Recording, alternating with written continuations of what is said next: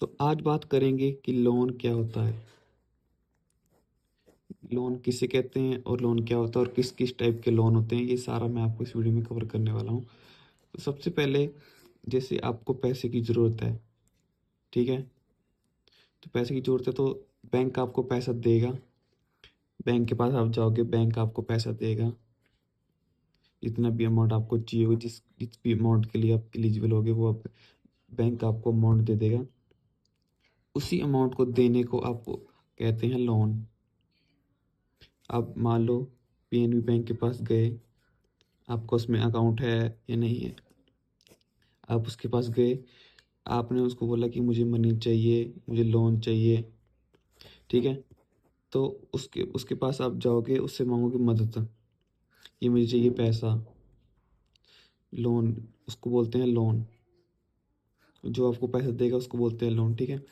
अब लोन आप बैंक से भी ले सकते हो, ठीक है, और फाइनेंस कंपनी से भी ले सकते हो। फाइनेंस कंपनी से ले सकते हो, बैंक से भी, आप दोनों से लोन ले सकते हो, ठीक है।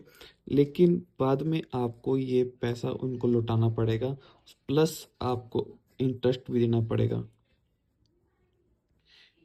आपको इंटरेस्ट भी देना पड़ेगा और आपको साथ में जो आपका प्रिंसिपल अमाउंट है आपको वो भी देना पड़ेगा, जितना आपने लोन लिया वो भी देना पड़ेगा।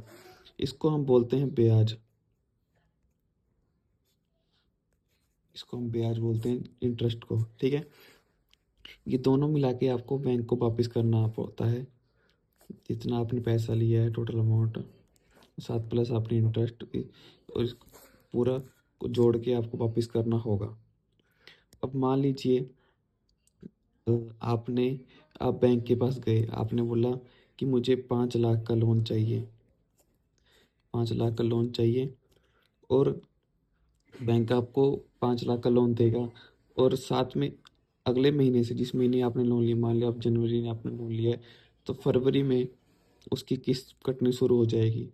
जैसे आपने अगर कितने की किस्त कराई है, 5 हज़ार की अगर आपने किस्त करवाई है, तो 5 हज़ार आपकी हर महीने किस्त जाएगी, प्लस इसमें इंटरेस्ट भी इंक्लूड होगा।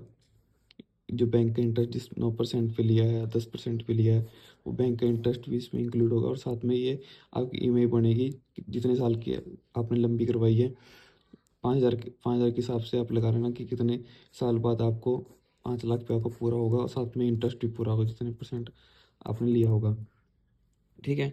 उसके बाद बात करेंगे हम लोन कितने प्रकार के होते हैं। सबसे पहले आता है आपका होम लोन। जैसे आपने होम के लिए लोन लिया तो उसको होम लोन बोलते हैं। अगर आपने होम घर बनवाना है, घर खरीदा है, तो उसके लिए हाउस लोन होता है, होम लोन होता है, एचएल हमने उसको बोल दिया। उसके बाद आप कार कार लोन हो गया, ठीक है, बाइक लोन हो गया। ये व्हीकल लोन के लिए होता है, कोई भी अपनी गाड़ी लेनी है, बाइक लेनी है, उसके लिए आप जो लोन लोगे उसको कार लोन या बाइक लोन बोलते हैं। उसके बाद आता है पीएल। पीएल मतलब पर्सनल लोन। अपने अपनी ज़रूरतों के लिए कुछ, आपने अपनी ज़रूरत के लिए कुछ लोन लिया है, उसको बोलते हैं पर्सनल लोन। पर्सनल अपने अपने लिए जो लोन लिया होगा, अपने खर्चों के लिए, कुछ भी चीज़ के लिए अपने अपने लिए लोन लिया होगा, उसे पर्सनल लोन बोलते हैं।